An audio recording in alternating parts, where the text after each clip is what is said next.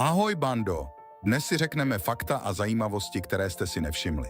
Věděli jste, že ve filmu Auta ve scéně, kdy Blesk dojede první závod, filmu, který skončil, takže byli 3 vítězové. Tak ještě před vyhlášením se Blesk baví s novináři a přitom se nechává servisovat měnit kola. A tak jeho týmem a jeden z týmů stojí v záběru kameramana a ten na něj zakřičí: stojíš v záběru. Blesk mu řekne: hele Kájo, co to děláš, stojíš, mu v záběru není. Mi vidět moje nálepka. A Kája se naštve. A společně i s celým týmem odjede a dají výpověď. Potom Kája zakřičí, že on není Kája. A v originále to byl Chuck. Mimochodem, ale Blesk řekne: ale tobě to sedělo.